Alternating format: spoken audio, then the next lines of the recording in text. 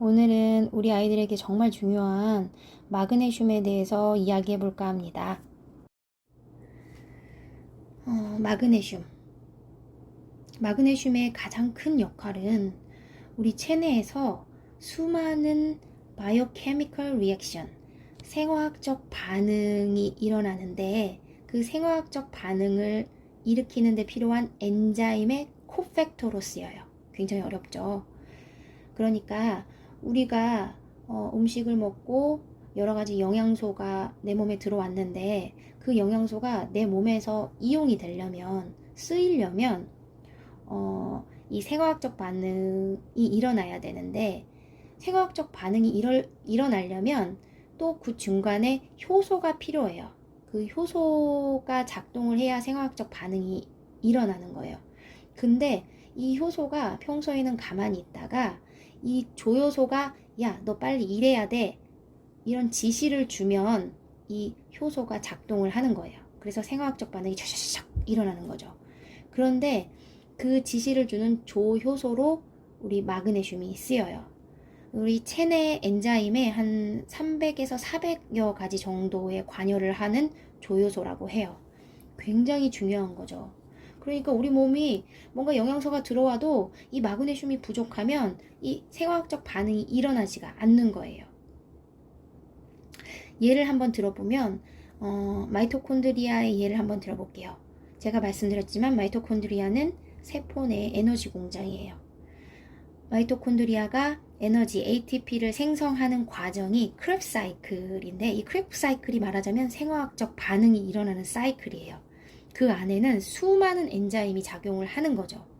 그런데 그 엔자임을 작동시키려면 이 마그네슘이 있어가지고 야, 지금 에너지 만들어야 돼. 엔자임아, 너 일해. 이렇게 지시가 있어야만이, 마그네슘의 지시가 있어야만이 이 크랩 사이클이 도는 거예요. 이 크랩 사이클이란 우리가 먹는 것, 연료가 에너지 생성하는 데 쓰여야 되잖아요. 이 연료가 산소랑 병합을 해서 에너지를 생성하게 만드는 건데, 예를 들면 연료가 산소가 있어야 불에 타잖아요. 불에 타야 에너지가 생성이 되는 것처럼, 불꽃이 확 일어나는 것처럼 산소와 결합하는 작용이 크랩 사이클인데, 그 크랩 사이클을 돌려면 엔자임이 작동을 해야 되는 거예요. 그런데 그 엔자임에 너 엔자임 보고 일을 해라 하는 역할을 해주는 게 바로 코팩터라는 거죠. 말하자면 이게 불꽃의 씨앗이에요. 점화 과정을 일으키는 거죠. 이 점화 과정에 마그네슘은 또한 우리 몸에 꼭 필요한 칼륨, 다른 말로 포타슘이라고도 하는데 이 칼륨의 흡수를 높입니다. 또한 인슐린의 저항성을 낮춥니다. 인슐린의 저항성이라는 말은 무슨 말이냐면 인슐린이 분비가 되면 혈류 내에 있던 당이 세포 내로 들어갈 수 있게 해주는 그런 호르몬인데 이 인슐린의 반응성이 떨어지면, 예를 들면 똑같은 인슐린이 분비가 됐는데도 세포 내로 당을 가지고 들어가는 능력이 떨어지는 거예요. 어떤 원인에서든. 그런 것들을 인슐린 저항성이라고 해요. 이것도 설명하자면 굉장히 길어서 여기까지만 설명드릴게요. 아무튼 인슐린 저항성이 있는 경우는 똑같은 당을 흡수해도 훨씬 더 많은 인슐린이 분비가 돼야 세포 내로 그 당을 끌고 들어갈 수가 있는 거예요. 그러니까 굉장히 효율이 떨어지죠. 그래서 인슐린 저항성이 높은 경우는 당뇨의 전 단계라고도 얘기를 할 수가 있어요. 어쨌든 인슐린의 반응을 높인다. 인슐린의 반응성을 높인다. 그러니까 인슐린의 저항성을 낮춘다. 그렇게 해서 당 조절에 도움을 주는 게 마그네슘이에요. 그리고 또 마그네슘의 아주 중요한 역할 중에 하나가 칼슘의 안타고니스트, 칼슘의 기량제로 작용을 하는데, 그 말은 무슨 말이냐면 칼슘이 내 몸에서 너무 높아지는 것을 경계해서 마그네슘이 그것을 잡아준다는 거예요. 왜냐하면 우리가 칼슘 하면 칼슘 무조건 좋은 줄 알잖아요. 뼈에 좋다, 뭐에 좋다 해가지고 칼슘은 무조건 먹어야 된다고 생각을 하는데, 칼슘이 너무 넘치면 그것도 또 다른 디지즈의 프로세스, 그러니까 질병의 과정이 진행이 되는 거예요. 우리 몸에서 뭐든 어떤 것이든 적당한 밸런스가 유지가 돼야 돼요. 그런데 특히나 칼슘 같은 경우는 밸런스가 정말 적절하게 유지가 돼야 되는 물질 중에 하나예요. 그러니까 넘치면 이것도 독성 물질이 되는 거예요. 내 몸에 톡식하게 되는 거죠. 하이퍼칼세미아, 그러니까 이거는 혈륜에 칼슘이 너무 많이 흐르고 있을 때, 하이퍼칼세미아가 흔한 경우는 어떤 병적인 경우에도 생기기는 하는데요. 대부분은. 아무튼 칼슘이 혈륜에 너무 많은 상태로 유지가 되면 일단 심장이 먼저 문제가 생겨요. 부정맥이 생기고, 또 제일 크게는 위장관 증상이 잘 생겨요. 그래서 장마비가 되는 거예요. 장마비라고 하면 무슨 장은 원래 이렇게 움직여요. 움직여서 연동작용을 하는데, 연동작용을 통해서 음식물이 이렇게 지나갈 수 있도록 이렇게 꿈틀꿈틀 해준다는 거죠. 그런데 그런 꿈틀꿈틀하는 작용이 없어지는 거예요. 그렇게 되면 굉장히 별거 아닌 것 같죠. 그렇지만 음식물이 진행을 안 해요. 뱃속이 어떻겠어요? 굉장히 불편하게 되는 거죠. 소화가 돼야 되는데 소화해서 진행되지 않는 거예요. 그러다 보니까 음식이 패스가 안 되니까 먹었던 게 위로 다시 나오고, 구토가 생기고, 복통이 생기고, 변도 빠져나가야 되는데 정체되고, 변비가 생기고, 이런 위장관 증상이 굉장히 심각해져요. 그리고 사이코시스, 약간 좀 이상해요. 아무튼 이 하이퍼칼세미아가 되면 정상적인 정신으로 있을 수가 없어요. 그리고 퍼티그, 굉장히 피로하고 계속 자려고 하고, 그리고 하이퍼칼세미아가 돼도 이렇게 마그네슘은 칼슘도 조절을 해주면서, 또 칼슘이 약간 이렇게 뭔가 경련성이고 불안한 상태고 막 부정맥이 막 발생하고 이런 상태를 과하면 만들 수 있는데, 반대로 이 마그네슘은 이완의 역할을 해요. 그래서 근육도 이완을 하는 역할을 하고, 그러니까 칼슘이 너무 높아지면 마그네슘이 작용을 해줘야 이 굉장히 이렇게 불안한 상태의 근육이나 신경이나 또는 이런 심장 근육 이런 것들을 이완을 시켜주고 안정화를 시켜줄 수 있다는 거예요. 마그네슘은 근육의 이완에도 도움이 되고, 신경의 안정화를 시키고, 심근도 안정화를 시켜요. 이런 부르르르 떠는 이런 부정맥의 치료제로도 마그네슘은 쓰이기도 해요. 그리고 슬립, 수면 유지와 유도를 하는데도 마그네슘은 큰 도움이 돼요. 굉장히 릴렉스를 시키기 때문에, 머슬의 릴렉스를 시키기 때문에 수면에 잘 들고 수면을 잘 유지할 수 있게 해주는 거죠. 이렇게 마그네슘이 만약에 부족해진다면 아까처럼 칼슘이 조절이 안 되면서 그런 위장관 증상도 생길 것이고, 이렇게 심장의 경련 부정맥도 발생을 할 것이고, 또 마그네슘이 떨어지면 근육의 이완이 안 되기 때문에 쥐도 나고 뭉치고 경련하고 뭐 이런 통증도 생기고, 수면도 잘 안 되고, 피로감도 생기고, 좀 이렇게 칼슘과 좀 반대되는, 그쵸?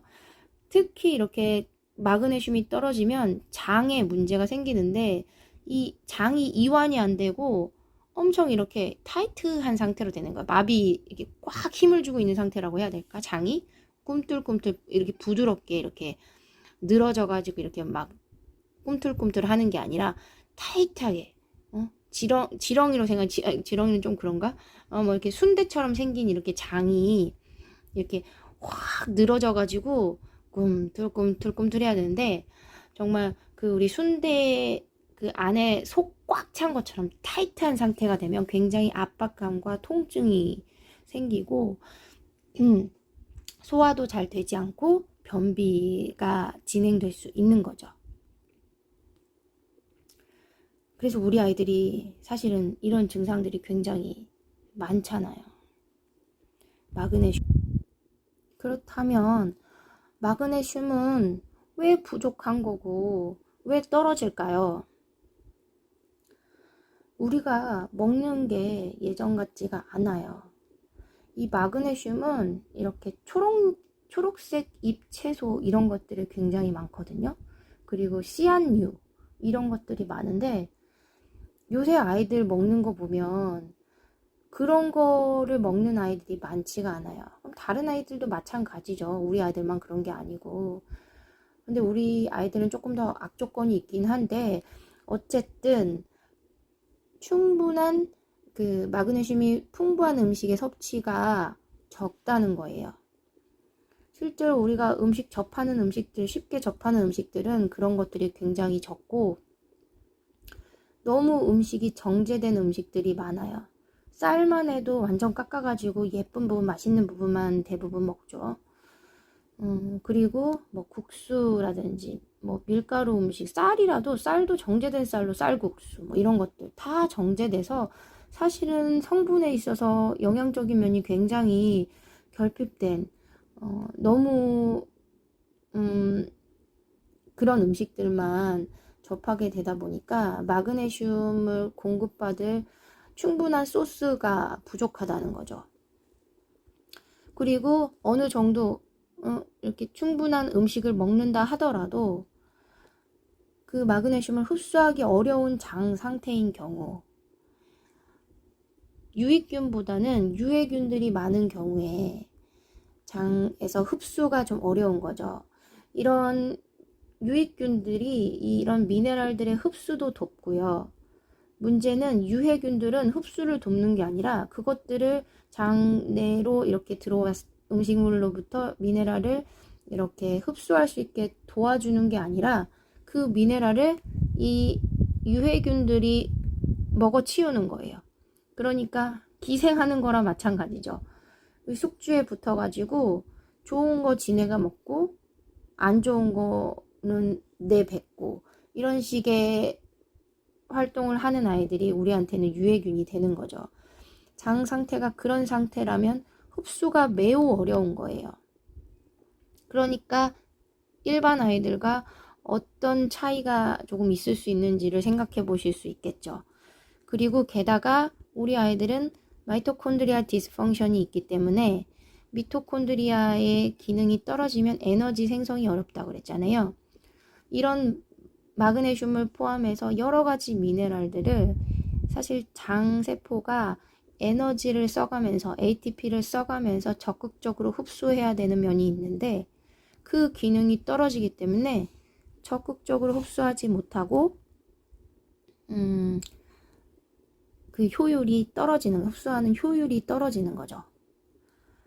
그리고 스트레스가 높은 경우에 스트레스 상태가 전반적으로 내 몸에서 계속 스트레스 상황이라고 한다면 이 마그네슘은 다른 데서 굉장히 많이 쓰이는 거야. 그 스트레스를 극복하기 위해서 또 출동해야 되는 애가 마그네슘이기 때문에 그런 것들이 소비가 되기 때문에 스트레스가 높은 경우 우리 아이들 보이지 않지만 엄청난 스트레스가 내 몸에서 계속해서 지속적으로 만성적으로 진행이 되고 있는 상황이니 이런 마그네슘이나 이런 미네랄 흡수가 어려운 거죠.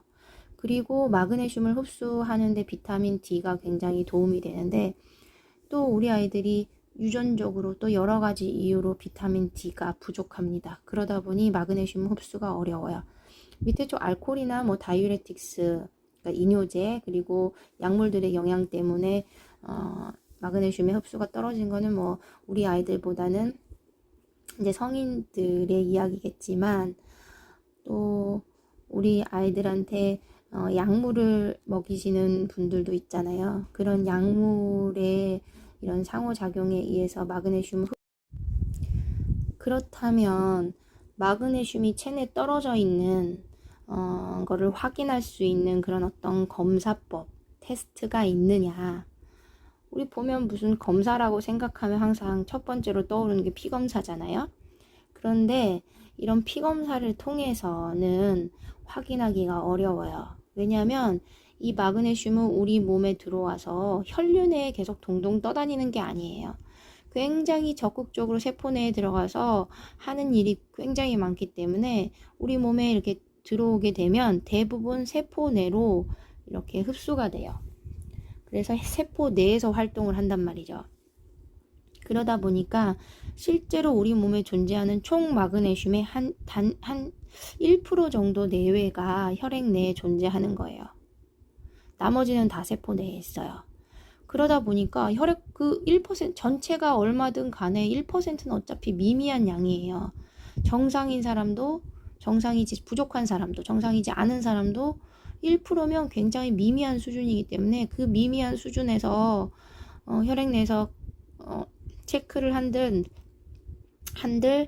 이 사람은 정상이고 이 사람은 부족하다를 판가름할 수가 없어요. 혈액 검사를 하기는 해요. 물론 그 혈액 검사에서 아무리 찾아도 마그네슘을 찾을 수 없다. 전혀 디텍트가 안 된다. 그럴 경우에는 뭐 마그네슘 이 사람은 진짜 없나 보다는 할 수 있겠지만 거기서 거기 0.000 뭐 이런 뭐 차이 뭐 이런 거 가지고 이 사람은 체내 마그네슘이 부족하네. 체내 마그네슘이 높네. 정상이네. 이렇게 말할 수가 없다는 거예요. 전체량을 확인하기가 어렵다는 얘기죠. 90%가 대부분 이런 근조직 세포에 많이 들어있어요.